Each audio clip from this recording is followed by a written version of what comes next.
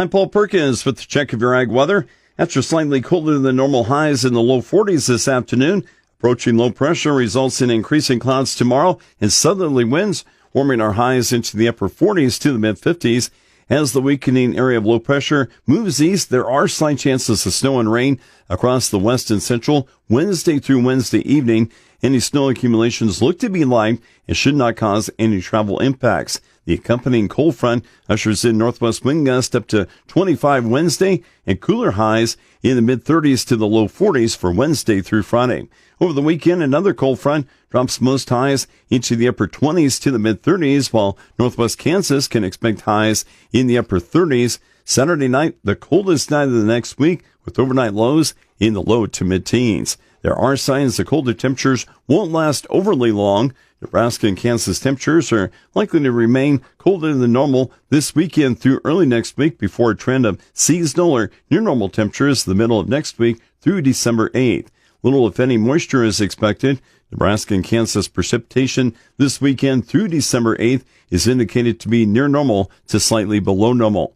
Key weather factors impacting the markets include cold air moving into areas east of the Rockies and heavier rain returning to South America. Cold air amassing across western Canada builds southward, leading to below zero temperatures by Thanksgiving and beyond across parts of the northern plains and upper Midwest. Across the central and southern plains, the colder air pushes more wheat that's mostly in good condition into dormancy. A couple of rounds of precipitation precede the turn towards colder weather, with the highest totals expected on the eastern and western ends of the U.S. Little or no precipitation falls the next 5 days across much of the nation's midsection. 5-day liquid precipitation totals could reach an inch or more from the Appalachians to the mid and northern Atlantic coast, with snow possible from the Great Lakes into the northeast. Aside from rain in parts of the southern and eastern U.S., Thanksgiving Day should be cool and dry across much of the nation. Across south and central Brazil, rain increases and is likely to continue through next week, keeping growing conditions mostly good. Towards Argentina, scattered rain continues through Wednesday.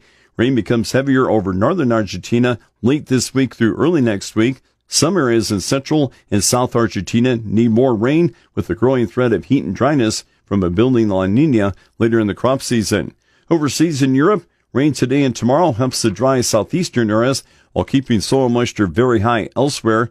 European wheat is going dormant in mostly good condition, but not as favorable in the overly wet spots. With the check of your ag weather, I'm Paul Perkins.